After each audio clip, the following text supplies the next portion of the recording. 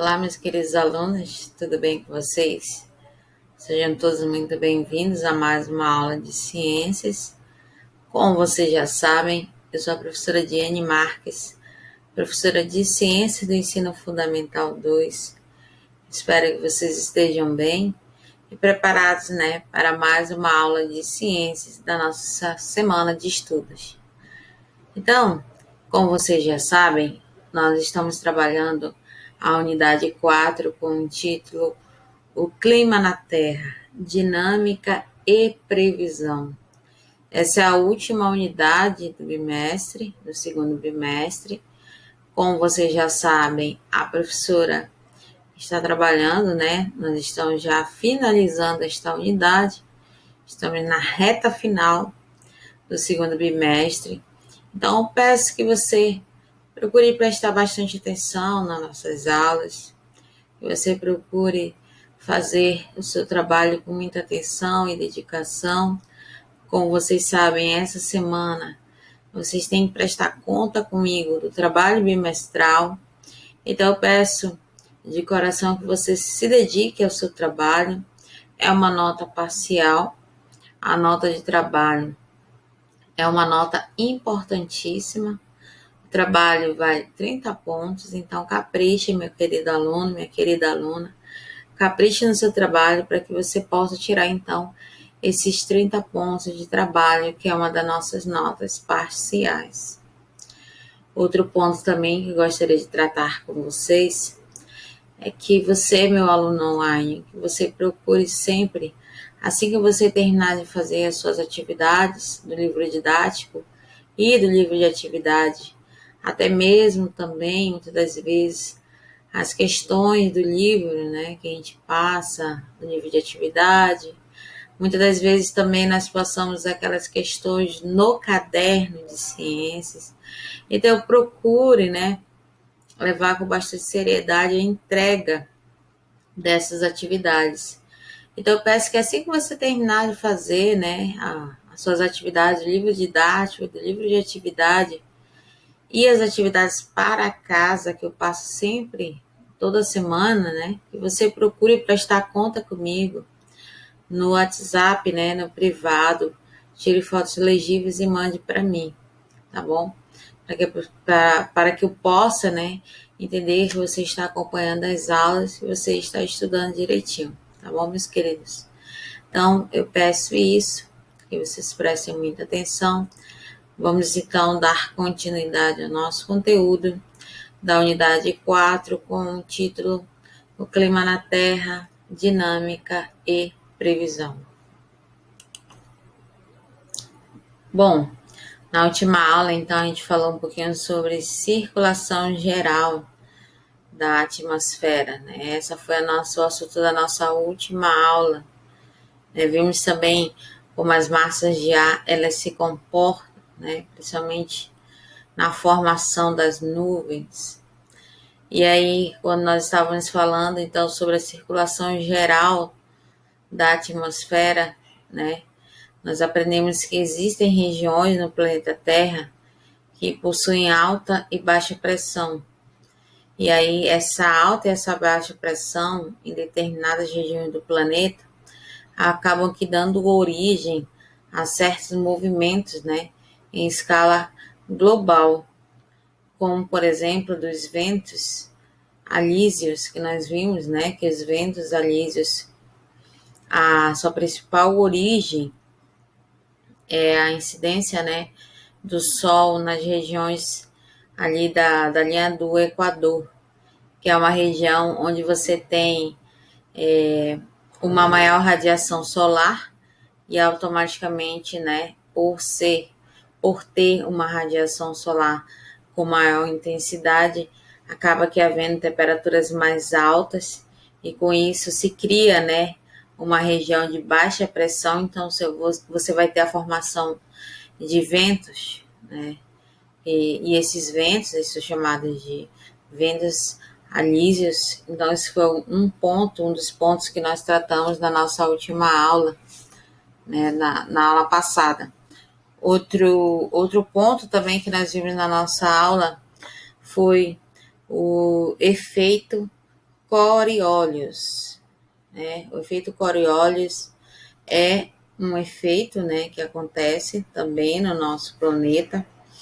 Esse efeito Coriolis, ele é um efeito que ele altera, né, a trajetória das massas de ar ou as correntes da água dos oceanos, né, no nosso globo. E aí a gente aprendeu que esse efeito ele funciona da seguinte maneira, né, quando você tem a movimentação de massas de ar ou de água, né, movimentação da água no hemisfério norte, essa água e essa massa de ar, eles têm a tendência a se desviar para a direita, né? E quando essa massa de ar ou essa corrente de águas ela se dá no hemisfério sul, você vai ver ela se desviando nessa massa de ar e essas águas elas vão se desviar para a esquerda. Então, isso é o que acontece, né? É o mesmo motivo que acontece com os furacões, né? Os furacões no hemisfério sul e giram num sentido horário, e os furacões no hemisfério norte, eles vão girar no sentido anti-horário. Então, esse efeito, né, dessa alteração de trajetória é chamado de efeito Coriolis. Bom, então esses foram alguns pontos da nossa aula passada, então vamos dar continuidade ao nosso conteúdo da aula de hoje. Hoje nós vamos falar então sobre circulação oceânica. Então peço que nesse momento você abra seu livro didático na página 48, que é essa página que você está vendo então aí na sua tela. Então essa aqui é a página 48. Vamos então falar um pouquinho sobre a circulação oceânica. Bom, nós sabemos, né, que a América do Sul, né, a América do Sul, ela é banhada, né, do lado leste pelo Oceano Atlântico, como você vê aqui, ó, na imagem. Aí você vê nessa região da América do Sul. E essa região aqui, leste, do lado leste, é uma região que ela é banhada pelo Oceano Atlântico, como você vê aí na imagem. E aqui do lado oeste, você sabe que essa região da América do Sul, ela é banhada pelo Oceano Pacífico, né? E essas águas do Oceano Atlântico e do Oceano Pacífico, elas atingem continentes, né, que apresentam temperaturas diferentes. Enquanto que em um ponto no litoral atlântico a gente tem temperaturas medianas, né, anualmente de cerca de 25 graus Celsius, em um ponto na mesma latitude no litoral pacífico a gente tem uma temperatura mediana anual de 16 graus Celsius. Então, essa questão dessa variação de temperatura, né, vai alterar então características da biodiversidade da região. Ou seja, os seres vivos daquelas regiões vai acabar que não serão os mesmos, né? Vai ocorrer o quê? Uma alteração da biodiversidade, ou seja, das espécies daquela região, né? Vai ocorrer a alteração da biodiversidade oceânica e também a temperatura das cidades litorâneas. E aí a gente pode se fazer a seguinte questão, né? Mas por que será que acontece isso, né? Por que que uma região, né? Por que que em um ponto no litoral atlântico tem a temperatura média de 21 graus Celsius e em um outro ponto na mesma latitude, né, eu tenho uma temperatura média anual de 16 graus Celsius. Por que será então que isso ocorre? Bom, então, para a gente responder essa pergunta, a gente tem que entender que é preciso se analisar as correntes oceânicas. E também, para que a gente consiga responder essa pergunta, além de analisar as correntes oceânicas, é necessário também que a gente analise características fundamentais dessas correntes oceânicas. E uma dessas características é a salinidade. Então, nós temos que estudar características fundamentais dessas correntes oceânicas para que a gente possa entender o porquê que acontece essa variação de temperatura em uma região de mesma latitude. Então, a primeira característica que tem que ser analisada naquela região é a salinidade, ou seja, a salinidade das águas, com maior ou menor concentração de sais minerais naquela água, naquela região. Outra característica também que tem que ser analisada é a temperatura, que depende da incidência da radiação solar e da troca de calor com a atmosfera.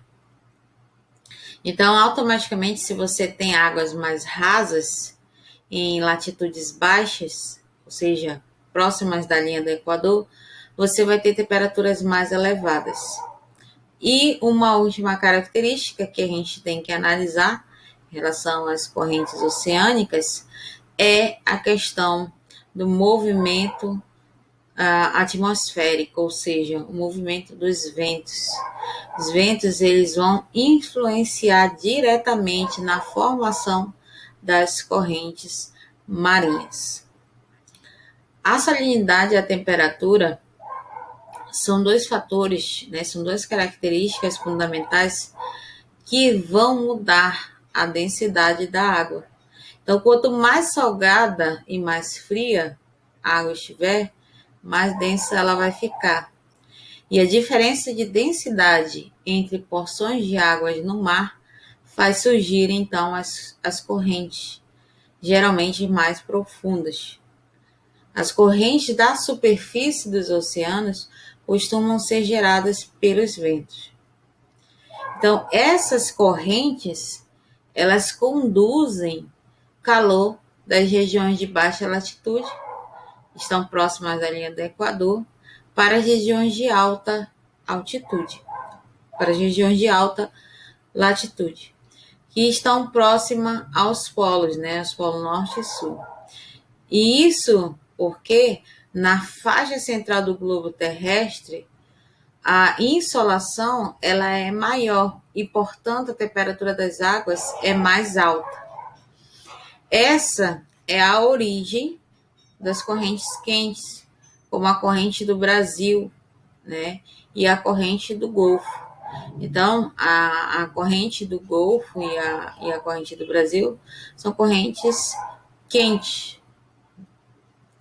Elas também têm maior índice de evaporação e geram mais umidades. Já nas regiões polares, que é a região do Polo Norte e do Polo Sul, elas originam as correntes frias, ditas frias.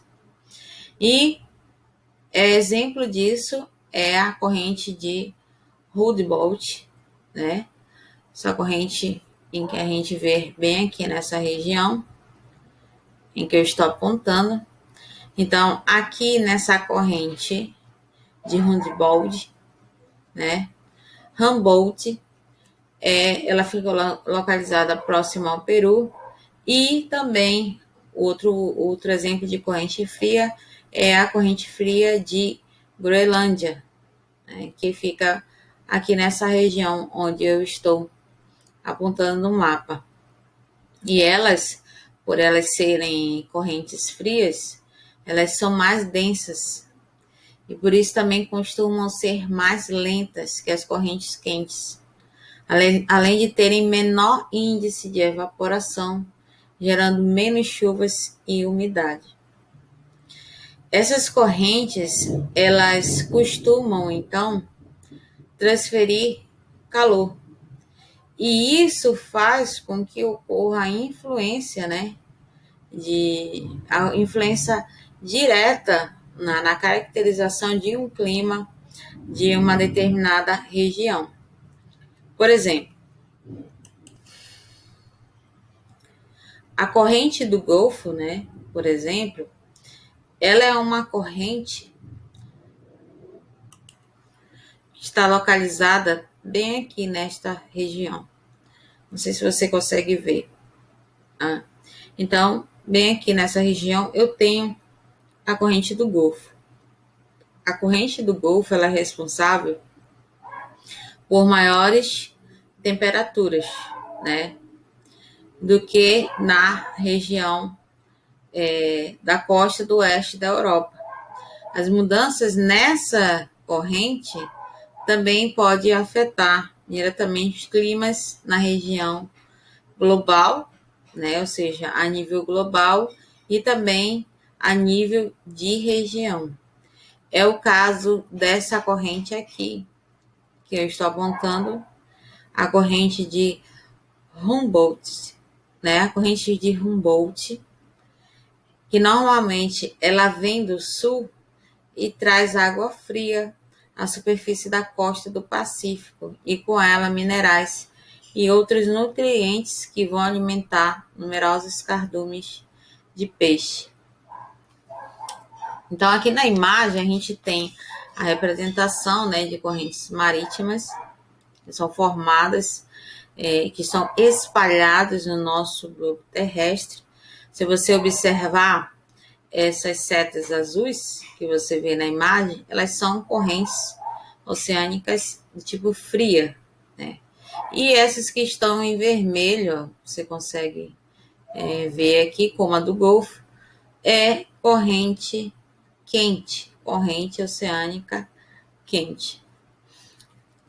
Outro ponto também que nós não podemos deixar de salientar é a questão, né, de fenômenos. No mês de dezembro, costuma acontecer uma contracorrente do norte para o sul. Essa contracorrente ela vai aumentar a temperatura da superfície do mar, que é o que nós vamos ver aqui na próxima imagem, na página 49. Então, no mês de dezembro, né, existe um fenômeno que acontece em que você vai ver uma contracorrente sendo formada do norte para o sul, que vai aumentar a temperatura da superfície do mar, né?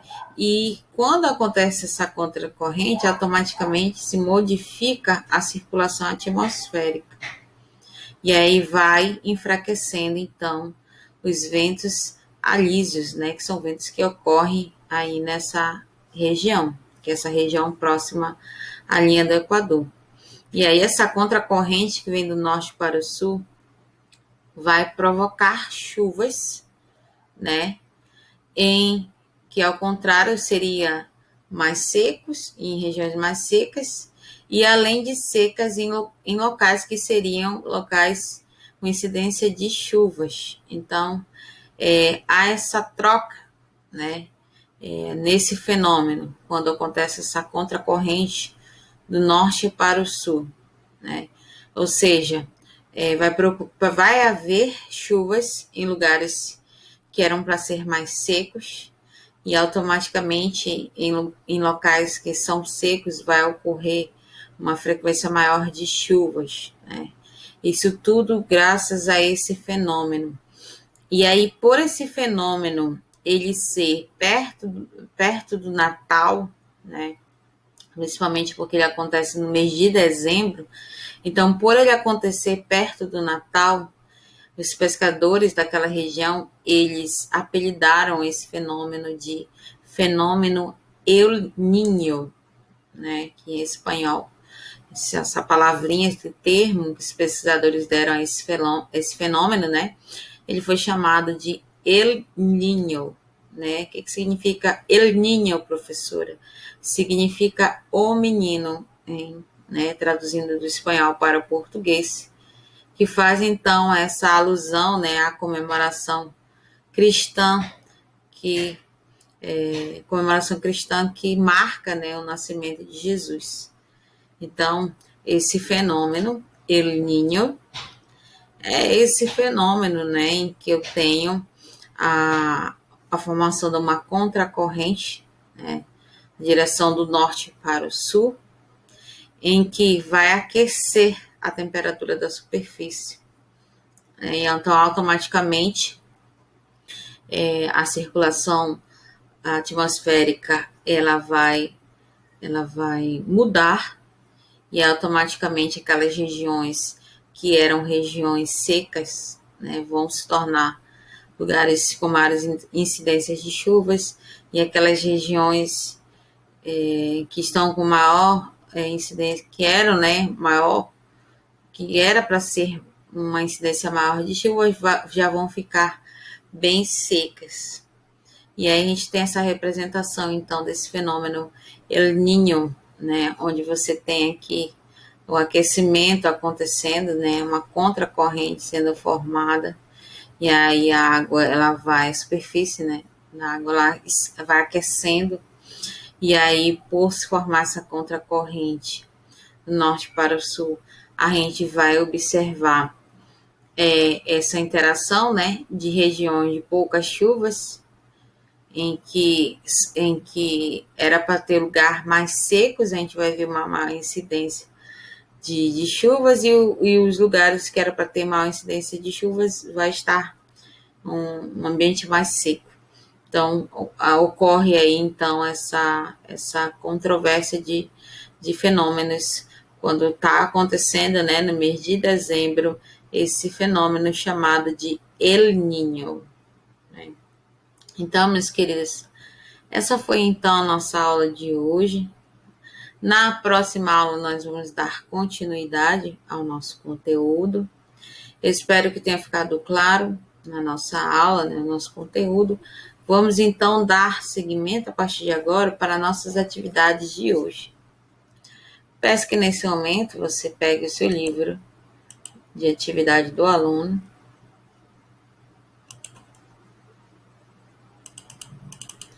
Vamos, então, aqui para o nosso livro de atividade do aluno. Tá? Hoje, como você já sabe, hoje você tem atividade no livro de atividade. Então, peço que você abra seu livro na página 26, para a gente dar continuidade às nossas atividades. Se a página 26, você vai continuar as atividades do livro de atividade na questão 18, 19 e 20, na página 26. E na página 27, você vai continuar a questão 20, vai fazer a questão 21, A, B e C da página 27. Então, essas são as nossas atividades de hoje, meus queridos. Eu espero que tenha ficado claro, né? Atividade, livro de atividade, página 26 e 27. Não esqueçam, assim que você terminar essas duas páginas, 26 e 27, eu peço que você tire foto, envie para mim. Não esqueça de realizar suas atividades e prestar conta comigo, tá bom? Então é isso, meus queridos. Boa tarefa para vocês. Bons estudos. Não esqueça de fazer o seu trabalho e entregar na data estipulada. A professora está aguardando, tá bom? Entregue no prédio onde você estuda o seu trabalho de ciências. Então é isso, meus queridos. Boa tarefa para vocês e até a próxima. Tchau.